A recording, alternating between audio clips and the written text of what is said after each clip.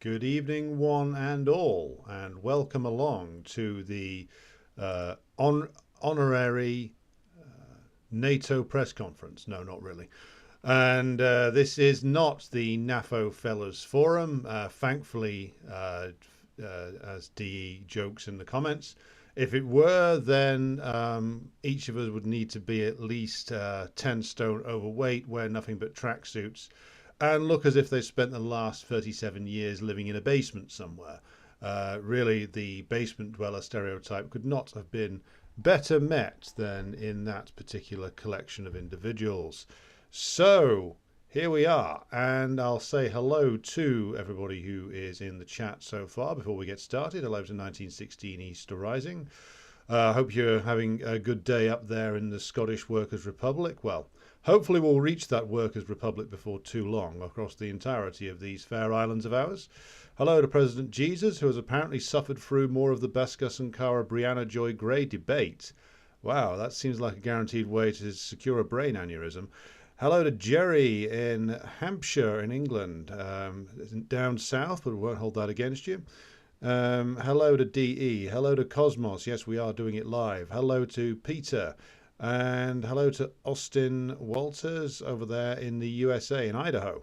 Hello to the comrade from Idaho. Hello to Zuleika. Hello to R. Vaklavek, and I apologize if I've mangled your name there. Good evening from Detroit, and good evening right back to you too, Detroit. And the analysis is sober because I don't drink before going on a stream. And thankfully, I have become immune to hysteria over the years. Hello to my comrade Jason from the Class Consciousness Project. Be sure to check out the Class Consciousness Project homepage if you haven't already. Particularly relevant, as today we saw another capitulation from another trade union in Britain in a slightly different way. I'll post the Class Consciousness Project URL in there. Go and have a look at that. I'll talk a little bit about the capitulation of the Communication Workers Union later on. Hello to Kai S. from New England. Hello to Alan Miller over there in Oakland, California, United States. So I think that's the greetings over with. Hello to anybody in the GCHQ, that's Government Communications Headquarters, who might be watching the stream. Glad you could join us tonight. Maybe you'll learn something. If you want to leak any classified documents, don't on any account send them to me. I want to make that perfectly clear. Hello to Ban Automobiles. So, hello everybody. I know you're joining me for a specific purpose tonight, which is the discussion of the Vilnius madness, or more to the point, the Vilnius non-event, as it should more properly be called, because after much fevered speculation and much hysteria from the press in particular, if you live in Britain or the United States, and it seems we have a fairly US heavy contingent here tonight, so I'm curious to know your own reflections. Hello to Irish Partisan, who's just come into the chat. That's our comrade over there in Minsk. And yes, if you're living in one of the NATO countries, particularly the ones who are the most heavily invested in this war, which is of course the United States and the British, the hysteria leading up to the NATO summit has been relentless. And what we see in the NATO summit itself is, of course, the giant fudge we always knew it was going to be.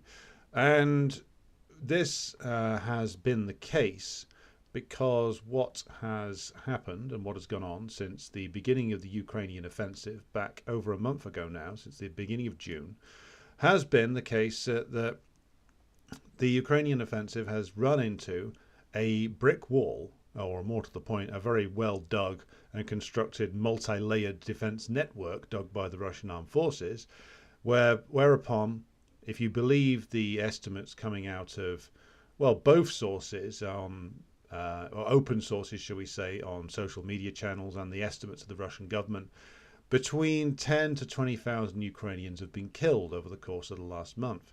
They've lost an astonishing amount of NATO-provided armed armor, and they have, of course, had most of their trained men, again, the men who went through the training programs in Britain, in the United States, with regard to some of them, in France and Germany and other places, they've had those forces destroyed. So now they're rushing out the next iteration of the Ukrainian army.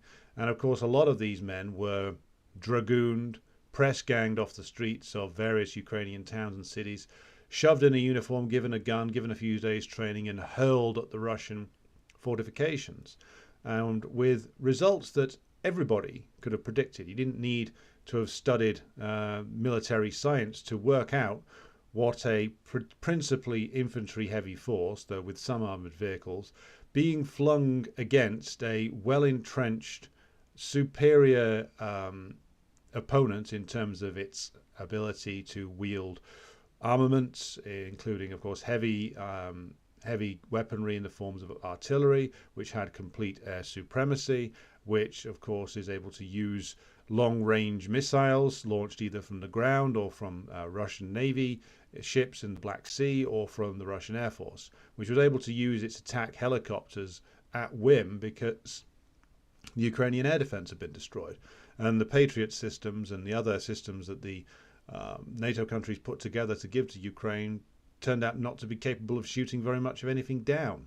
So this was predictable in terms of the results. And of course, Zelensky kept talking for over a month now of the need to show results before the NATO summit. And then as no results became, or only bad results became clear that were going to emerge, he then started getting hysterical and saying, we have to enter NATO, we have to enter NATO.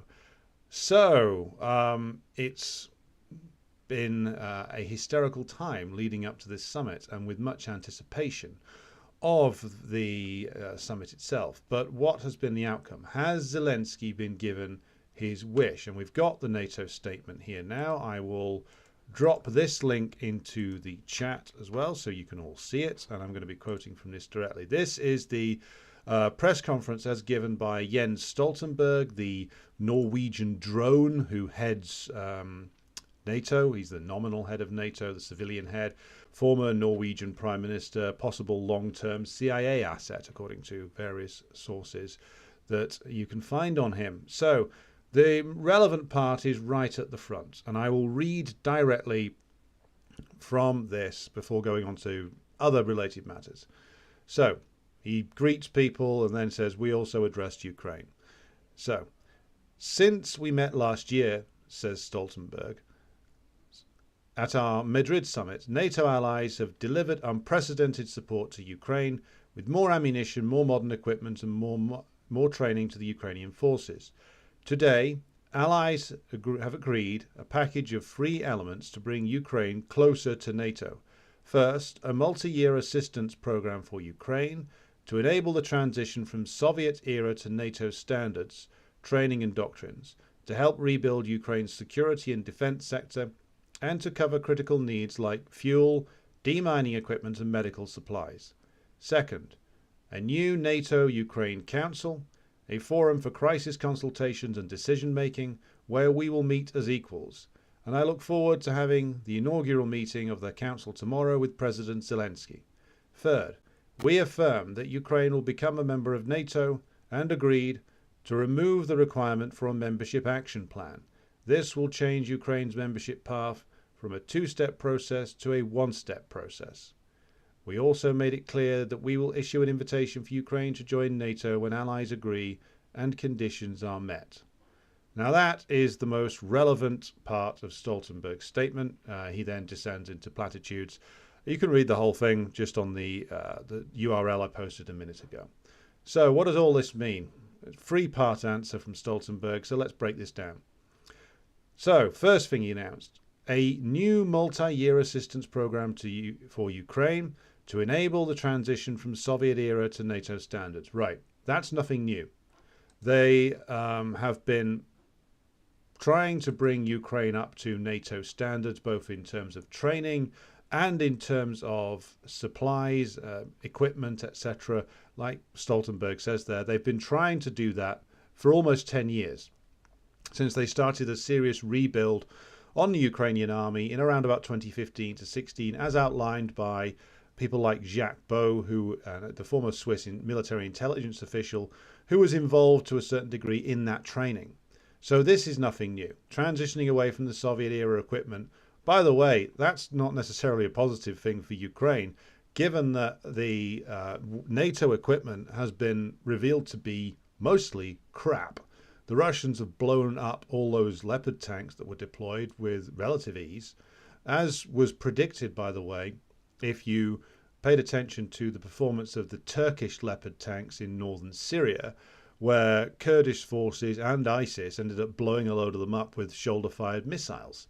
So again, this is, as several Russian commentators have said on Telegram, NATO equipment isn't actually very good. It's overly complicated in its design, it's very expensive to produce, it's very difficult to maintain, and it's not actually that good in a real battle, as it turns out.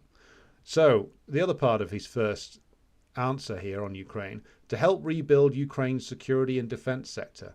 Well, that will be a start, Jens, because at the moment Ukraine doesn't have a security and defense sector. The Russians have blown most of it up. Most of it has been destroyed. And in fact, a lot of it was destroyed by the deindustrialization of Ukraine far long before we got to this current phase of the war. So, and he also says covering critical needs like fuel, demining equipment and medical supplies. All of this is a re-announcement of what NATO's been doing really for 10 years. So nothing new there whatsoever. And we'll further reflect on this when I've gone through these three areas that he's talked about here. Second, a new NATO-Ukraine Council, a forum for crisis consultations and decision-making. This is what you might call a SOP. This is the, shall we say, consolation prize for Zelensky. It's a meaningless forum. Bear in mind, there used to be a Russia-NATO Council back in the time when the Russian comprador bourgeoisie were firmly in control, and it was the Boris Yeltsin period. There used to be a Russia-NATO Council. It ran for a number of years, right into the Putin period. It didn't mean anything. It meant that Russian officials met with NATO officials, mainly British, US, French, German, and they all agreed, oh, it's jolly nice that we're having a meeting. And it meant jack shit. This means nothing for Zelensky whatsoever. He gets to sit down with Jens Stoltenberg, who has no power. Stoltenberg only has power as much as the NATO countries want him to have power, and he basically reads the script that is given to him. And other than the United States, there is nobody inside NATO who is militarily significant, other than perhaps, of course, the Turks, who have the second largest army in NATO. And for all Erdogan's current twisting, turning, and game playing, they ain't getting involved in Ukraine anytime soon. So this is all meaningless stuff. Like, as long as the US, of course, who were the principal player blocking immediate entry for Ukraine into NATO, because Biden himself said that they weren't in favor of it, that time wasn't right. Lots of other countries are opposed to it as well, but principally the US was opposed to it.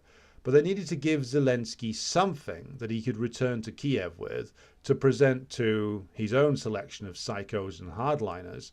And then they'll say, look, I've got us a NATO-Ukraine Council.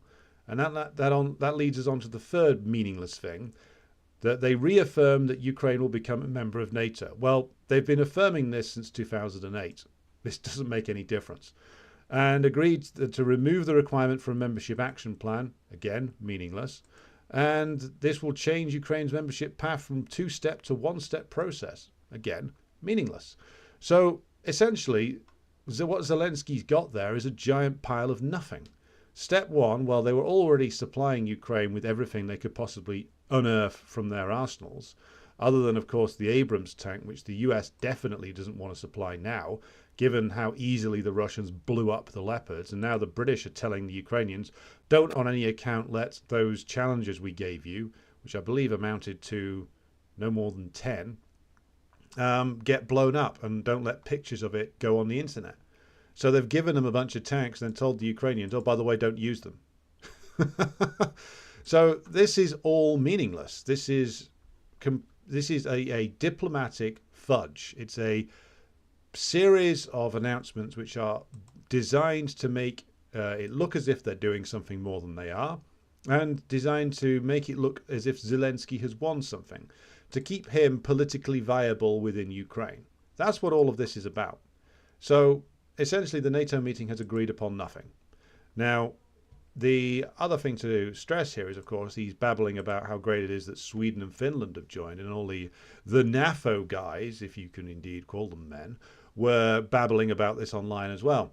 Now, I'll point you back here to a statement made by Putin in the middle of last year when this was first talked about, where he said, giving the position of the Russian government, that the question of Sweden and Finland's membership of NATO was not an issue of the same magnitude as the Ukrainian version was.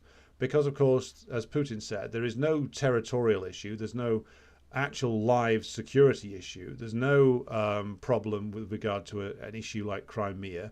The Finnish border with what's now Russia, formerly the Soviet Union, was settled after World War II, and there's no revisiting of that, no desire to revisit it really, other than from some hardcore nationalistic elements on both sides in Finland and in Russia. And when it comes to Sweden especially, Sweden is already integrated in NATO in all but name. So this essentially brings them nothing that they didn't or have already. Yes, it could be the case that now the United States may put like nuclear weapon capable aircraft into Finland and Sweden. In theory, they could have done that anyway if they put enough pressure on both governments. So, and now, of course, as Putin said last year, well, now Finland and Sweden have to accept the consequences of course, the border being remilitarized, which it is being right now. The Russians are reforming a new military district on the border, which is going to be staffed with a newly reformed army. So Finland gets its border militarized and at great cost to itself, and doesn't really get anything out of it that they wouldn't have had already. And so what they have got now is essentially a series of PR moves. This is all that's going to come out of this NATO summit.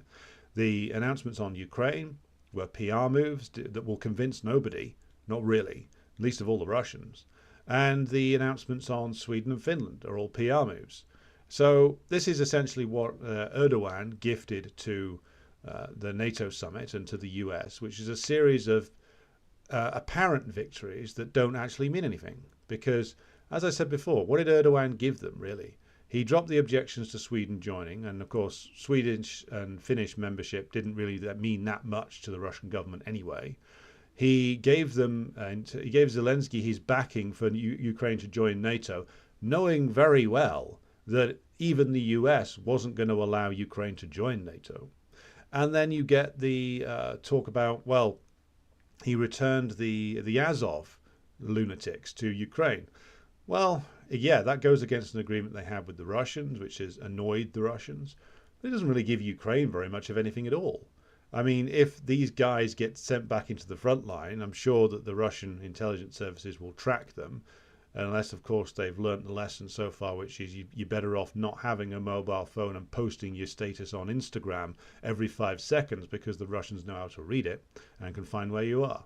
But if these guys are sent back to the front line, they'll all probably die or get horrifically wounded. And if they get sent elsewhere, then they'll live in exile forever. So Erdogan did a deal for himself, which is what he always does. He's a double and sometimes a triple dealer. He gave Ukraine and NATO a series of apparent victories that don't actually mean very much. Meanwhile, at the same time, he, of course, continues his deal to make a Turkish energy hub with the Russians, who aren't backing out of that deal anytime soon either. So, essentially, NATO has what? A series of utterly meaningless statements, a series of PR victories that its NAFO squad can babble about on Twitter, and that's about it. So, this is a giant case of nothing happening because nothing can be agreed. NATO will not accept Ukraine. And this leads me to another discussion point that I've talked about before, but which is worth going into again, which is the question of whether NATO was ever going to accept Ukraine.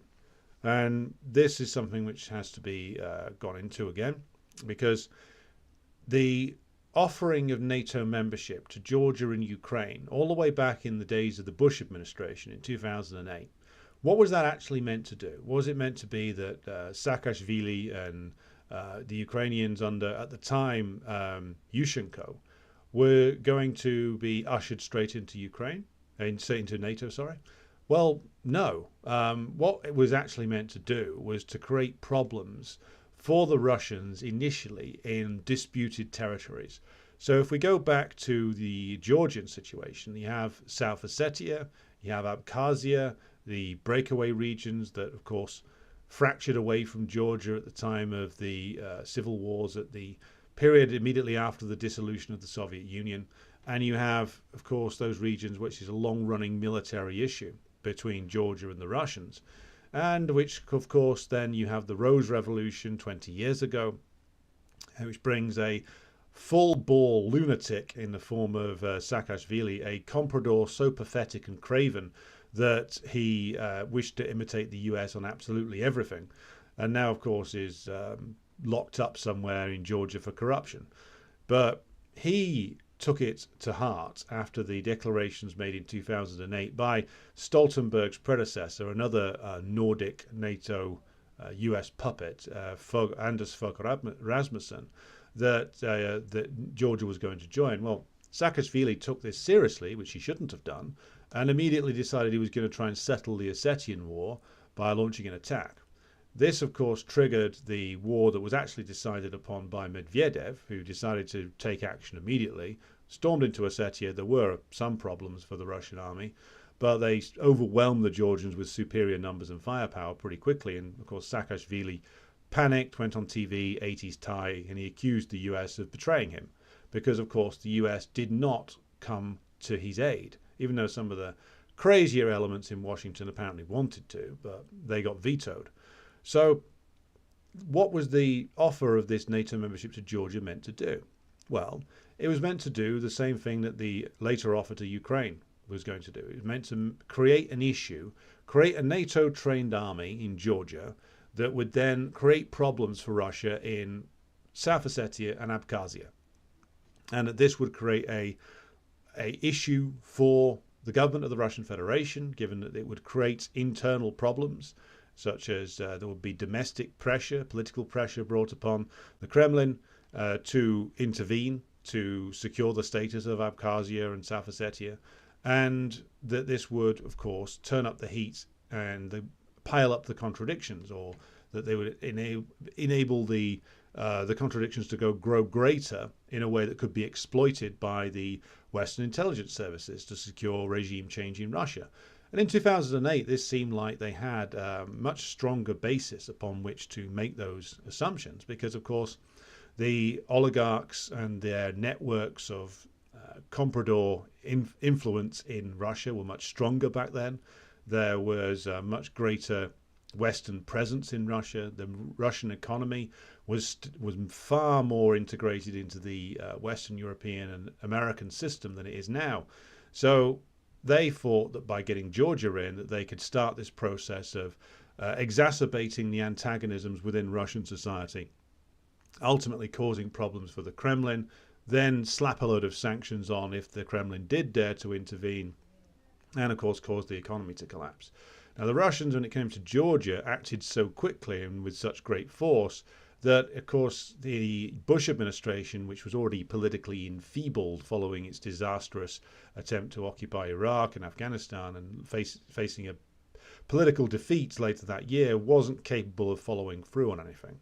So they then, of course, turned to Ukraine in the next part of this. And the Ukraine situation is basically a bigger version of the Georgian situation, which is that you have these breakaway regions, which were, as I've covered many times before, essentially the product of an internal class war in Ukraine, which turned into a national question war. And the aim was, by dangling the NATO membership and the EU membership in front of Ukraine, to exacerbate these problems and to create problems for the Russian Federation internally by, first of all, trying to seize control over all of Crimea, knowing full well that a Russian president who let that go would be facing significant domestic opposition. Now, Putin knew that, which is why he backed those referendums in Crimea. Now, of course, it must be emphasized when it comes to the case of Crimea that there were referendums held by the Crimean population immediately in the aftermath of the breakup of the Soviet Union, where the population voted overwhelmingly to join the Russian Federation. Now, this was ignored both by the Russian Federation at the time, led by the comprador regime of Yeltsin, and ignored, of course, by the Ukrainians, who enforced a new constitutional settlement on Crimea. And, of course, lest we forget that the inclusion of Crimea into Ukraine was simply a matter of arbitrary border changes by Khrushchev to gain more votes for Ukraine at the UN, because, of course, Belarus and Ukraine were United Nations members from 1945, and you managed to get more votes for one of those countries than you get more votes for the USSR as a whole. So it was a game played by Khrushchev that was never meant to matter, because, of course, the Soviet Union was never meant to collapse in the way that it did. So that's a brief digression, but that gives you more on the Crimean picture. This is a region that has been voting to join the Russian Federation since the collapse of the USSR. So Putin takes Crimea following the referendum, and of course then you get Donetsk and Lugansk, the situation there with the rebellion against Kiev. And this was, of course, exactly in some ways what the US imperialists were looking for, in that the reason why they're offering NATO membership to Ukraine in particular isn't because they were immediately interested in taking Ukraine, just like Georgia, into the alliance, is that this could be used to create problems for the Russian Federation. And indeed, this proved to be the case. And so this is what they were training and arming the Ukrainian army for. It's why Stoltenberg's statement is ridiculous and, of course, doesn't change anything. They were training and arming the Ukrainian army to ultimately go into Donetsk and Lugansk and seize control over those places, again, assert the writ of the Ukrainian government over them, and ultimately to move into Crimea itself, though that would have presented a significantly more difficult problem. But what Ukraine was meant to do was to serve as this basically anti-Russian army that would operate as the outsourced military of particularly the Western European powers and the United States. And the NATO membership was there to keep them basically behaving well, to make sure that they kept in line, to, of course, make the Kiev government completely dependent upon US imperialism and its British assistant, and to make sure that the factions in Kiev all kept in line behind the objective. So the aim ultimately was to cause exactly what they thought they'd got in the early part of 2022, which was that the Russians have gone in, right, the Ukrainians will hold them at bay at the cost of many Ukrainian lives. That doesn't matter, because now we'll hit them with the sanctions, and now the combination of military defeat, because they never took the Russian army that seriously, and the economic sanctions will cause the collapse. And of course, none of that happened. So to move back to the NATO membership question, NATO membership was something that was going to be a can that was perpetually kicked down the road by the NATO countries until, of course, Ukraine had either served its purpose or had been driven to the point of complete collapse, at which point it would no longer have any purpose for them. So this idea that Ukraine is going to be given membership, that was always something that was dubious. What it was going to do, of course, was to continue to play the role of this outsourced army for particularly the European countries, but also the United States, given its extensive commitments all the way around the world. So all of Stoltenberg's bullshit there essentially means nothing. It changes nothing at all. And Ukraine is now never getting into NATO, except, of course, as Anders Fogh Rasmussen says, in pieces. And it's to that I'll turn to in a moment. I'll just say hello to more people who've joined us. So hello to Rob A. Hello to Will Johnson, all the way over in West Yorkshire, other side of the Pennines, perhaps the wrong side. Hello to Lavitz from San Francisco. Hello to Dingo Ate Me Baby. And hello to Roddy and Paddy Walsh. Jerry says, a few years ago, being unaware of some of this, I watched a documentary on TV about Crimea, explaining that the evil neighbours had cut off the canal and their water supply. Yeah, they had. And if the Russian Federation hadn't taken control of Crimea in 2014, you would have seen the pogroms that went on in places like Odessa and the other pro-Russian, and more to the point, anti-fascist areas of Ukraine. So some of it is pro-Russian sentiment. A lot of the people, though, who were involved in the setting up of the People's Republics in 2014 weren't necessarily just pro-Russian Federation. A lot of them were like old Soviet patriots. They were people who'd been abandoned by the fall of the Soviet Union, people who'd been betrayed by it, people who wanted to get back to the way of living that they'd had in the Soviet period, where they lived as brothers and sisters in a common socialist homeland. And the setting up of the DPR and the LPR was their way of getting back to that.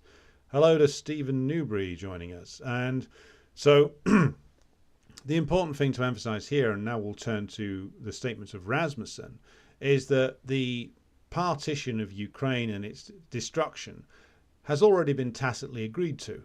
Now, I think that the NATO countries are just arguing about how it's going to be done now. Given that Rasmussen has said, well, maybe Ukraine will enter NATO bit by bit, and the Simon Tisdall article that we looked at yesterday, still one of the most contemptible and cowardly articles that I've ever read, was saying, well, maybe Ukraine can come in piece by piece.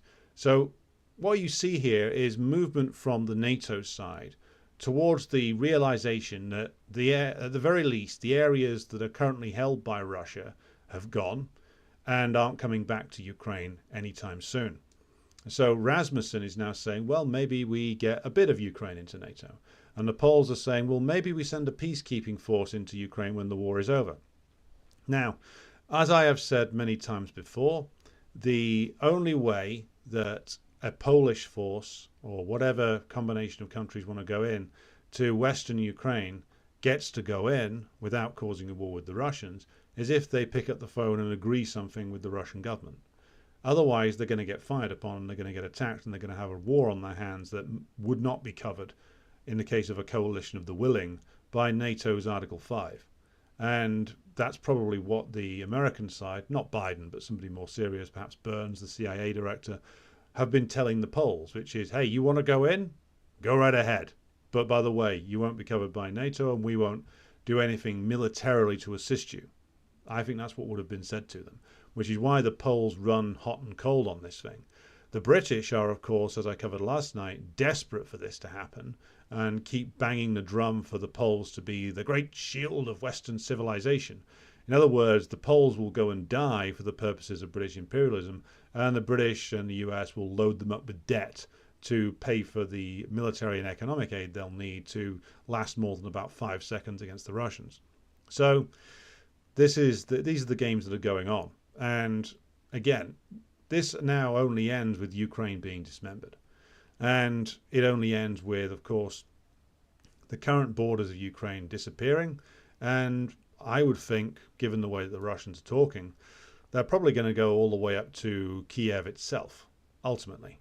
And they'll do that at some point in the medium-term future, my guess would be, when they've destroyed the latest iteration of the Ukrainian army completely. And of course, they've now must have almost completed the process of bringing their army up to around about 800,000 men. They have around about 100,000 or so apparently in and around Belarus and more near Belgorod. So they now are building up the kind of forces where they could take all those places in eastern Ukraine. They could ultimately take Kiev itself and then leave western Ukraine to be taken and squabbled over by the Poles, the Hungarians, the Romanians, etc., as long as they've secured the places that they want to secure. And the fact that NATO, at this moment, when the Ukrainians have been horrifically defeated on the battlefield, can't agree to do anything other than the things that they've been doing anyway, tells you that the mood on this is not going to get any better. Now, might there be some panic and some maneuvering to intervene if the Russians push on and look like they're going to secure a final defeat of the Ukrainians? Well, maybe, but I still doubt that NATO as an organization is going to be able to react here, given that they are in extreme difficulty in terms of their ability to agree on anything. They can only agree on public relations maneuvers, and this summit turns out to be an ultimate damp squib. It's a giant pile of nothing. So the much anticipated Vilnius Connection has turned out to be, well, less entertaining than, shall we say, a late period Pierce Brosnan Bond movie. So not a lot going on there, to be completely honest about it. And we'll keep watching it, but I think that the way this goes now is that once the NATO summit is over and these new missiles that the French are promising are sent to Kiev, you'll see the Russians, well, shoot a few of these down, work out how they function, as they've done with the British Storm Shadow missiles. You notice that they're not being talked about anymore because after a few hits, the Russian air defense worked out how to take them down, and they've captured some of these things intact. So they're going to work out how to shoot them down more efficiently. So the French are going to send some missiles in, which again will suffer the same fate. So each move that the NATO countries make, because again, to go back to the point I keep making, because none of these countries can mobilize in a significant way, either industrially, militarily, or politically for war with the Russians, they're stuck on a repeat loop. President Jesus says those are the last decent Bond movies. Well, I agree with you on the Daniel Craig era being crap, President Jesus, but that just shouldn't blind us to the frailties of the Brosnan era, which turned into a right pile of crap by the end with, what was it, Die Another Day, that one with Madonna where Pierce Brosnan drives around in an invisible car. Yes, it's still better than Daniel Craig, but so is, Roger Moore running around in a safari suit in, Live and Let Die or Octopussy, neither of which were great, by the way. So, moving to other matters and perhaps other connected matters, which is, of course, the always present threats that are circulating around in the Pacific, and with regard to of course, the emergence of China as the bête noire of American imperialism. And of course, we've had the visit of Janet Yellen over to China, and of course, you had the usual stupid controversies over the fact that Yellen bowed to the Chinese deputy prime minister. It's fairly standard practice in that part of the world to do that as a mark of respect. But the question of the BRICS gold-backed currency was brought up, and Yellen basically said, "Oh, well, it's probably going to happen, but we don't see it as a threat."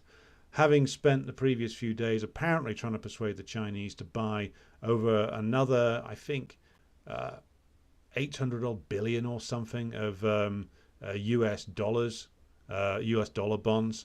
So trying to get the Chinese to do an enormous buyout of American dollar bonds in the same way that they did way back in 2008 to help bail the US out of the global financial crisis back then. Whether she succeeded or not, we'll have to keep an eye on the markets to tell if the Chinese are buying significant amounts of dollars again. So the bigger question is, though, of course, well, what the hell is the American strategy when it comes to China? And this, of course, keeps changing over and over again. But there is a consistent policy here which has been operated for a long time. And to understand this, we have to go back to the period of the improvement of relations between the People's Republic of China and the US, which is, of course, the Nixon period, which was an opportunistic move by Nixon to try and maximize the advantage he saw the US gaining from the Sino-Soviet split. Then you get the expansion in commercial, economic, and trading relations in the 1980s, and some collaboration between the PRC and US imperialism in places like Afghanistan, which was the most disgraceful part of one of the most disgraceful parts of the Deng Xiaoping era. It's their allying with US imperialism in places like Afghanistan and Angola, backing openly reactionary movements. But I'll get into that some other time. Point being that US imperialism always saw the alliance with the Chinese not as some sort of sacred thing that was going to last forever, but as something which gave them an immediate advantage in terms of the politics, international politics of the early 1970s and into the 1980s. So much so that, of course, that if you read up on the actual events that took place in Tiananmen Square in 1989, you can see all the elements being present of a US operation being conducted there. And you can see that some of the protest leaders, the student leaders, ended up fleeing to the United States. Some of them had, of course, been in training with various US intelligence type organizations like the NED, USAID, and others for many years before the ultimate color revolution attempt. And this came closer to succeeding than you might have imagined, because, of course, they did have open comprador elements within the Politburo, including I believe the Prime Minister at the time, Xiao Zhang, and at least one other Politburo member who were, of course, purged from their senior positions, and one of them fled into exile in the United States.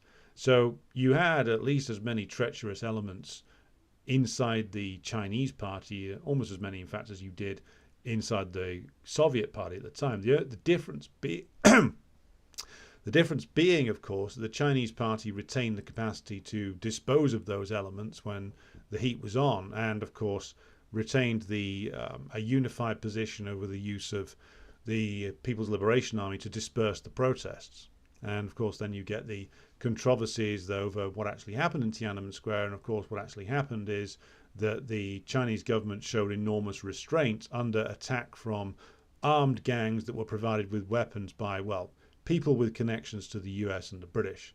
I make all these points to illustrate a much bigger one, which is that the US always had in mind that their preference for China would be a regime change operation and the insertion of a government run by compradors.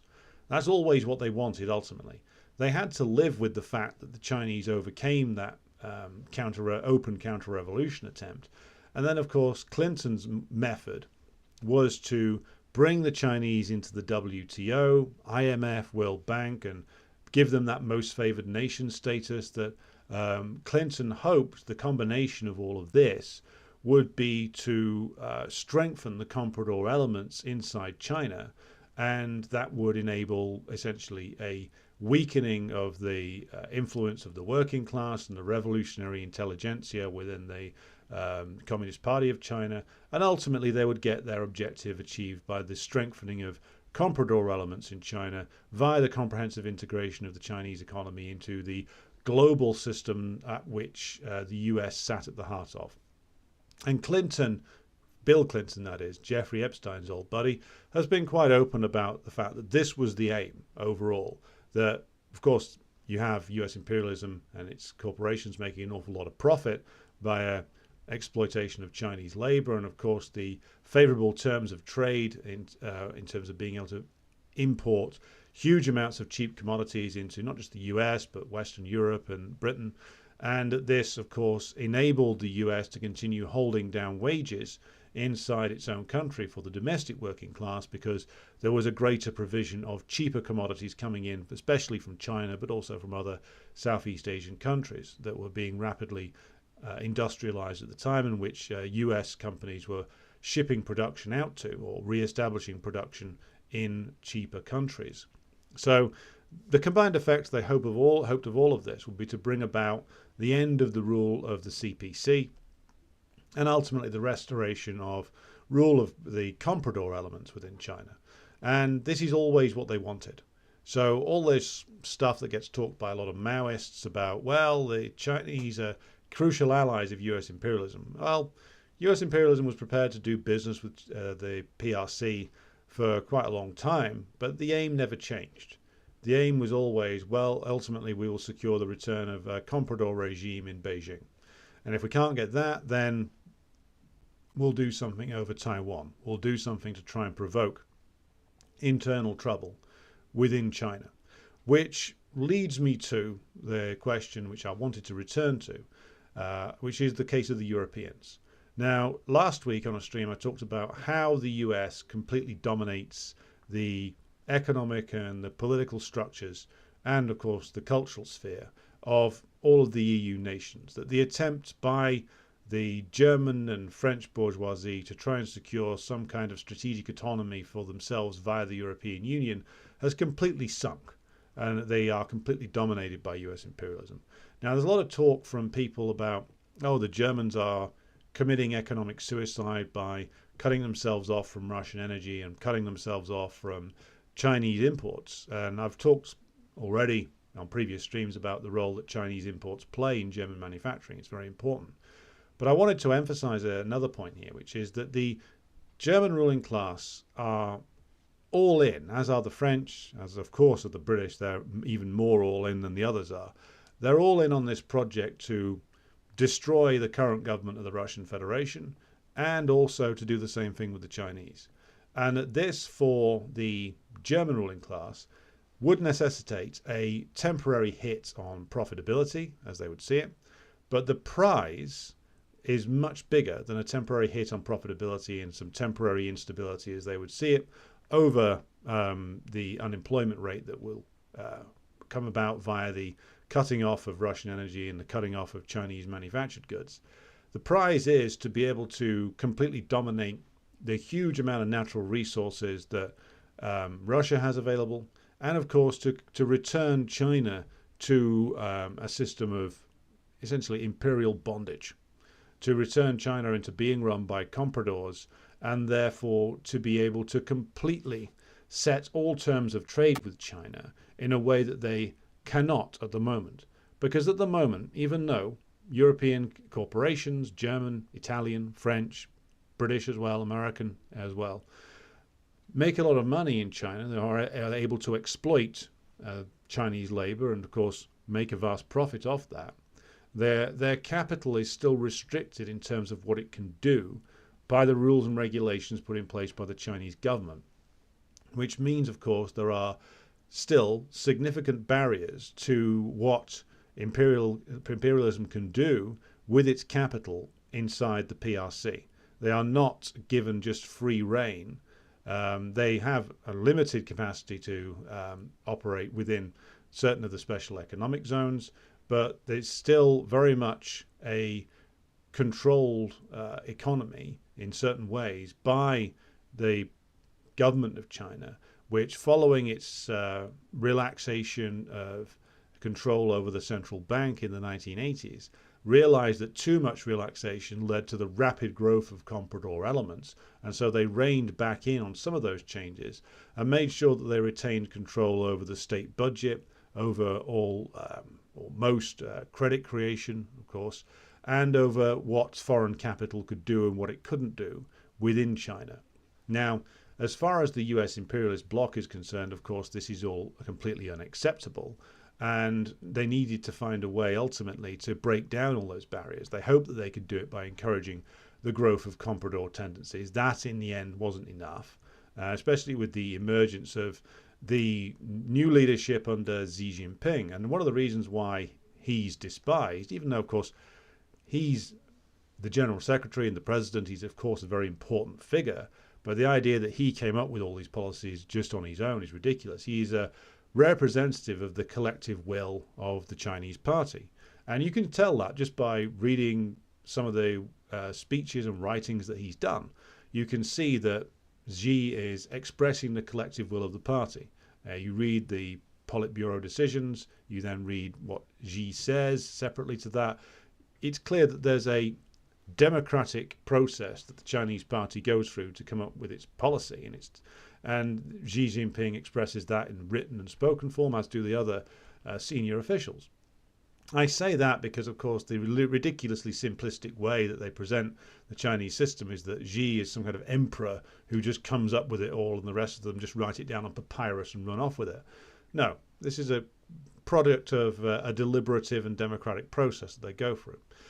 But the reason why the American imperialists and the British and the Europeans all despise him is because he represents a change in certain things that were going on in China.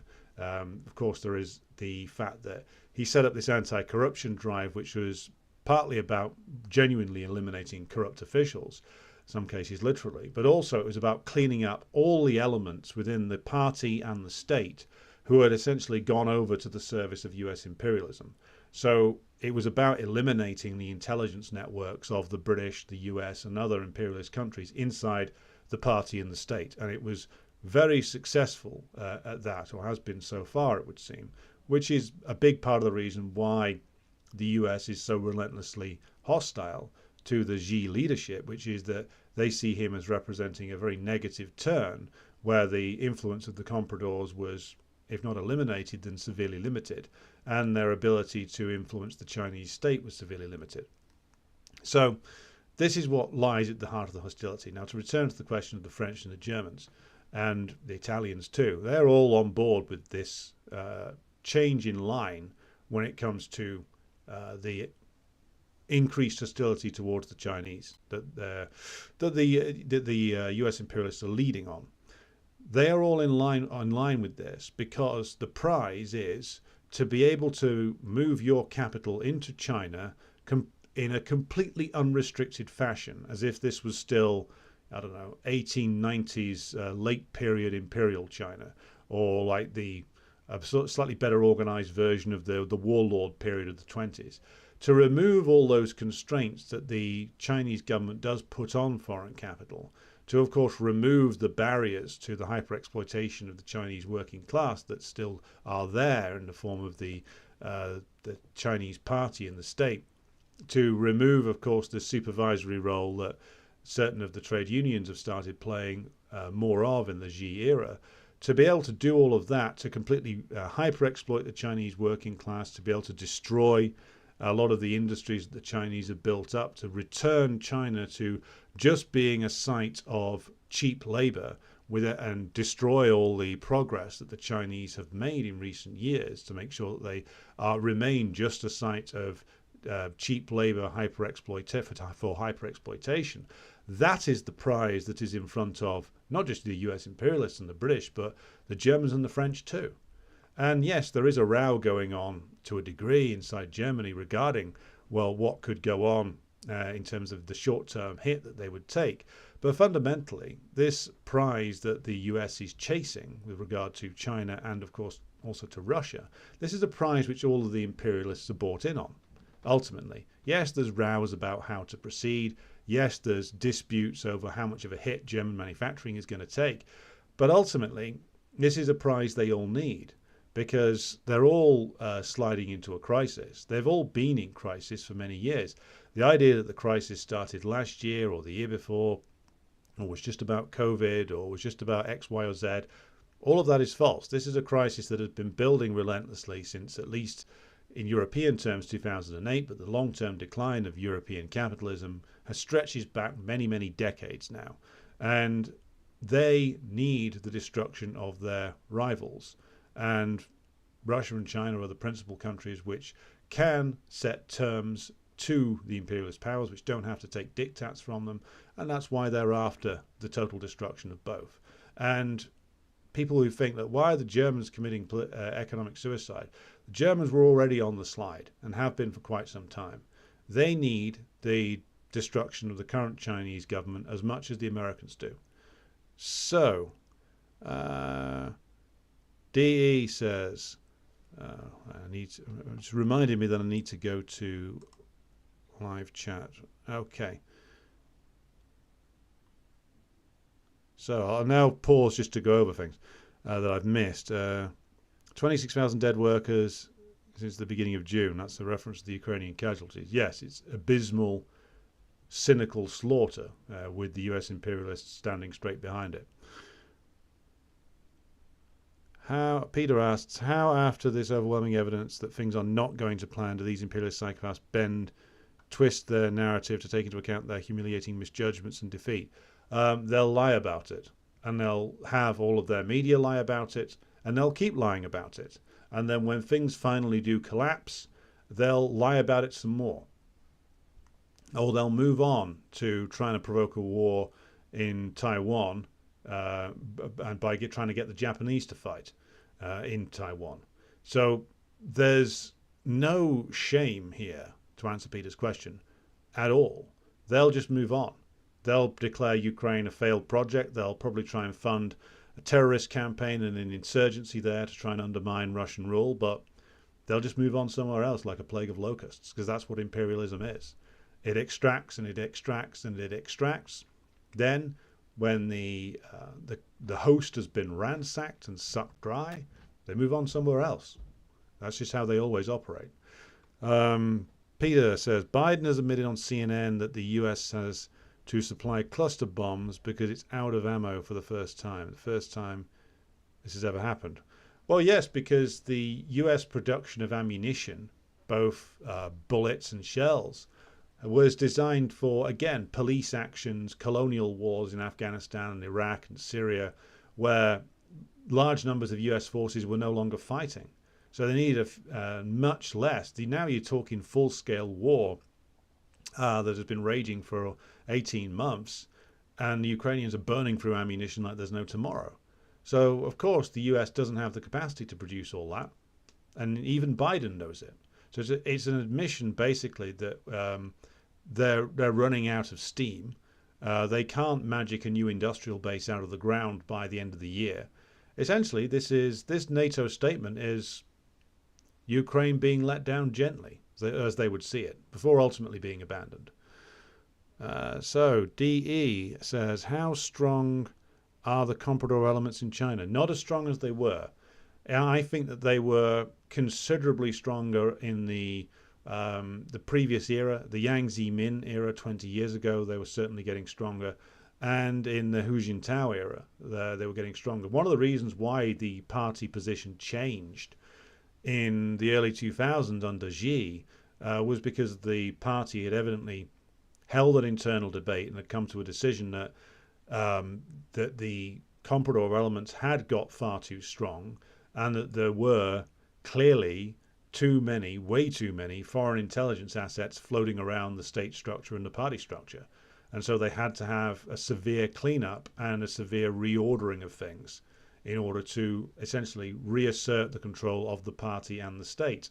And again, that's why they despise Xi so much, because he has successfully carried that through, or his governments have successfully carried that through, and his changes in the party look to have at least strengthened the party's organization at the ground level in terms of its numbers. Its connection to the masses seems to have been at least maintained, if not made stronger. So this is all what is going on here. So the comprador elements are considerably weaker. They are still there, though. Wherever you've got a bourgeoisie that depends for its profits, or a significant amount of its profits, on dealing with the imperialists, you're going to get compradors. So as long as that trade continues, the compradors are going to pop up. They are considerably weaker also because of the rabid hostility that US imperialism is showing towards the Chinese now. Being openly pro-US is probably not a good look inside China itself now. Peter says, any chance of an exploration of Harpal Bra's work on socialism with Chinese characteristics at some point? Every chance, Peter. Just a question of when I can pull something together on that. But yes, I've read the book. I heartily recommend it to everybody. It's, in my view, the best analysis of the current situation in China. So do pick that up if you get the chance. But yes, I will be doing a presentation or an overview of it at some point soon. Zuleika says, it sounds like they're chasing a mirage. They could well be, and I think they are. If they believe that they're going to be able to overcome the Chinese, it is a mirage that they are chasing. It's an illusion, a phantasm. So Jerry says, I read a tweet which may have been naive, but it said that China had some resources on which the US was dependent, and to withhold it would be its trump card. There is talk of that because the Chinese have restricted exports of some rare earth metals in recent days. That was a directive that came out of, I believe it was a meeting of the Politburo. If you're interested, I can drop the link into the chat of the, there's a Chinese website. Again, I would recommend running this through the Yandex web service, which is, of course, it's a Russian program. You can use it for web browsing. Has a very good translation program on it. What I've put in there is a link to, it's a Chinese site where a lot of the announcements from the Politburo are made. And they put them on there almost as soon as they've had the meeting. So you run that through Yandex and use the Yandex translation service to read some of the announcements from the Chinese Politburo. It's always interesting to read them. Some of them are worded in a rather opaque fashion. My Mandarin is still at the stage of basically being able to say ni hao so far, so I have to rely on the machine translations, but it's always worth checking that site. So what they did recently, to go back to Jerry's point, was that they restricted certain exports of rare earth metals to, out of the country entirely. So it's a question of course, adopting more of a protection element in trade. So yes, they are making sure that they keep the rare earth metals that are mined in China inside China. And this is, of course, partly because it's part of the trade war with the United States. The Chinese are trying to build up their domestic capacity to produce the high-tech components that the US is trying to deny them, and also, of course, the US wants some of these rare earth metals to rebuild some of their own industrial sectors that have been atrophied in recent years. Now, as to whether the Americans are completely dependent on this, I'm pretty sure that the US has other sources that it can find, but it's a further escalation of the trade war and something which is clearly going to be part of a Chinese strategy. They're not just going to sit there and take the US essentially trying to punch them in the face without taking retaliatory measures. So it's something to keep an eye on. Chris says, Harpal Bra's book on China was a great recommendation. Thanks, Alex. Well, happy to recommend it. Everybody should read it. Slava says, are you planning to discuss the second and third part of Stalin's anarchism or socialism anytime soon? I am indeed. I was planning to do it today, but the NATO summit got in the way. So I would say probably tomorrow for part 2, and then the weekend for part 3, Slava. So I'll announce it properly tomorrow, though, when I've sorted out the schedule, unless anything earth-shattering happens coming out of the NATO conference, which I can't see happening at the moment. And so Zuleika says, there was discussion about China calling in its US debt during the Trump administration. How likely is something like that to happen? It's a nuclear option, basically, to what they would do is that they would dump all of the dollars that they've bought onto the open market, or they could do, or a significant portion of them, essentially then pushing the US dollar towards being worthless, which would, of course, be crippling to the US, but it would also still have a severe impact on China's trade, given that even with de-dollarization that has gone on so far, Chinese still do an awful lot of trade in dollars, and they still do an awful lot of trade with the US itself. The medium to long-term plan of the Chinese government seems to be to replace the US market with their own domestic market, and of course with markets that are in Central Asia and in other places. So that's a medium to long-term project, though. So they are still looking to preserve the trade with the United States.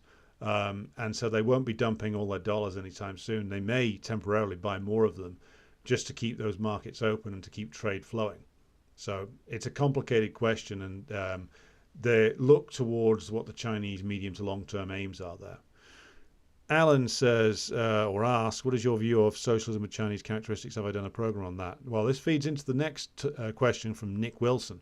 So, to answer both questions at once, because Nick asks, in an older podcast with Layla on the topic of China, you described China as an imperialist nation. Have you changed your view on this? Yes, I have. On that old program, which was, I think, from a couple of years ago now, I essentially made a mistake in analysis, or an incorrect analysis, in that I was working off, still coming to the end of essentially a long period of largely Trotskyite politics, and my understanding of imperialism was incorrect. And I had to go away and essentially reread Lenin and read the works of Stalin, and then study the Chinese system in more depth to come to a better conclusion. That old podcast that we did was essentially a product of what at the time was still too far shallow and facile an analysis on my own part. And I now regard it as a mistake. I will, of course, keep that program there because it's important for me to be open about mistakes that I have made in the past. And how I've evolved my position over time should be an open question, or at least people should be able to see it. So yes, I did change my view on that. Now I can, in future programs, go into more detail as to why. If you want the shorthand answer, though, my view on socialism with Chinese characteristics, to answer Alan's point, is that, well, I largely agree with the analysis done by Harpal Bra in his work, which is that China is not an imperialist nation, nor can it be described as a purely capitalist nation. However, it has gone down the capitalist road in terms of the reform and opening up period, And this is, of course, what the Chinese government accredits its great modernization efforts with being all about, that the reform process, the opening up process led to this great modernization. Looking at the evidence that is in Harpal Bra's book and in other works as well, which study the initial period of industrialization in the 50s, the Cultural Revolutionary period, I would argue that actually the growth rates in China, even during the Cultural Revolution period, were very, very impressive.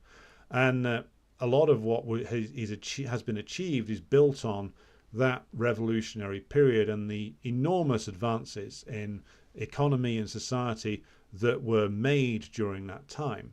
And that the reform and opening up period was only possible because of the base that had been built during then. But I agree that the achievements, whilst very real, are also endangered by the fact that with the return of capitalist commodity production to large sections of the Chinese economy, they have given themselves a new set of contradictions that they will need to resolve, such as, of course, the contradiction that does exist and cannot help but exist between the Chinese bourgeoisie, who are very much there and in some cases within the Chinese party, and of course the Chinese working class. Now the Chinese bourgeoisie are still restricted, and in the Xi period, of the last 10 years, they have been getting much less, or at least slightly less of their own way. But that class contradiction that has emerged as a result of the reform and opening up period is still something which the Chinese party will need to manage and ultimately resolve, because ultimately you can't have this market and capitalist commodity production within the system which is meant to be a system of rule by the workers, even after the fudging of the attempt to fudge away the dictatorship of the proletariat during the Yang Zemin era. So ultimately, this is something that will need to be resolved. At the moment, due to the extraordinarily high levels of growth and, of course, the very successful anti-poverty program, which has seen China reduce the rates of poverty down to the point where almost practically nobody is living in absolute poverty in China anymore. It's been an enormously successful endeavor, which should be studied by anybody who wants to develop a planned economy in their own country. But again, like, the achievements are always endangered by the reemergence of these class contradictions. So it's going to be an interesting few years to see how those contradictions play out in China. When it comes to, of course, the question of whether China is imperialist, I can only give an answer in the shorthand, which is that China's principal concern in terms of exports is the export of commodities and, of course, the export of means of production, and its relationship with those countries like the African nations and like other poorer nations in Southeast Asia is one where the Chinese are, of course, doing business there and often purchasing or mining raw materials and other things they need for their own domestic production. But they're not doing so in the same way that the imperialists of the past did, or that the US imperialists do and the British imperialists do to this day. They're not exporting capital, they're exporting commodities quite a lot of the time. When they're building up infrastructure, they're not just building up infrastructure in the way that the imperialists did in the past, which is just build it up purely to extract wealth. They're building things that add wealth to these countries. Now, is that always a smooth process? Does it come without contradictions? No, there are contradictions that come along with that. But to describe it as imperialist was inaccurate on my part and others' parts as well. Now, I've given you a very, very short version of what my view is there. To talk more about it, I think what I'll do is I'll talk about the Harpal Bra book on socialism with Chinese characteristics in the future. But I hope that answers both Alan and Nick's questions. Now, moving on to J. Londonono. Respect for the self-criticism. Looking forward to you coming around on the climate question. Host a guest already. Any particular guest you had in mind? Always open to suggestions. So, one more comment. I was impressed, this is from Jerry, I was impressed to learn that urban land in China is state-owned and village land is cooperatively owned. To my mind, this makes much difference. Yes, I think the land still is mostly state-owned on that. particular point there. So there's still a degree of cooperatively owned property as well. And as there's some areas that didn't go through the reform process at all, which is an interesting minority case. And of course, the debates within the Chinese party are still very much real and urgent debates. So it's a party which has a vibrant internal life to it, clearly, which of course you couldn't say about any of the parties in a bourgeois so-called democracy.